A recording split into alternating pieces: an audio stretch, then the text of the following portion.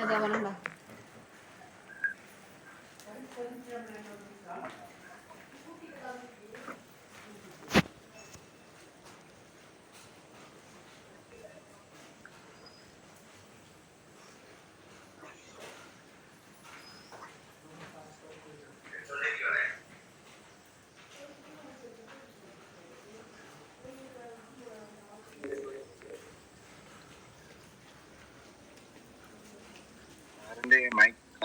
കാനസാന്റെ mic ഓഫാണ്.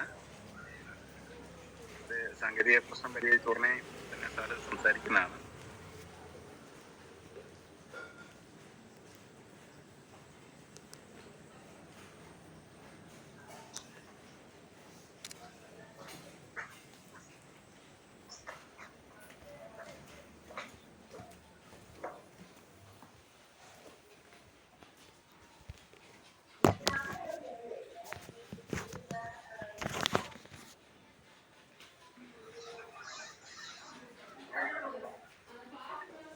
Hello Ajeesh മാഷേ, സാറിനെ ഒന്ന് വിളിച്ചൊന്ന് സപ്പോർട്ട് കൊടുത്തേക്കണേ. അല്ല ഇപ്പൊ കേൾക്കാം.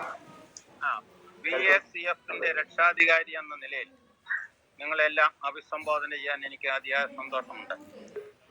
ആദ്യമായിട്ട് നമ്മുടെ പ്രിയങ്കരനായ ശങ്കരനാരായണപിള്ള സാറിന് അദ്ദേഹത്തിന്റെ ഓർമ്മയ്ക്ക് മുമ്പിൽ ആദരാഞ്ജലികൾ അർപ്പിച്ചുകൊണ്ട് തുടങ്ങട്ടെ. ശങ്കരനാരായണപിള്ള സാറ് നമ്മുടെ ആദ്യത്തെ രക്ഷാധികാരിയായിരുന്നു. അദ്ദേഹത്തിന്റെ അകാല ചരമത്തിന് ശേഷമാണ് എനിക്ക് രക്ഷാധികാരിയാകാനുള്ള ഭാഗ്യം കിട്ടിയത്. നമ്മള് ഇത് മൂന്നാമത് ശങ്കരനാരായണപിള്ള സ്മാരക അല്ല ശരിയായെന്ന് പറഞ്ഞോളൂ. ശരിയായി.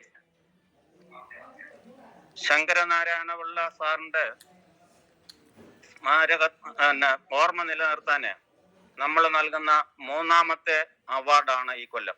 ആദ്യത്തെ അവാർഡ് നമ്മളെ ലോകപ്രശസ്തനായ സൂര്യകൃഷ്ണമൂർത്തിക്കാണ് നൽകിയത്.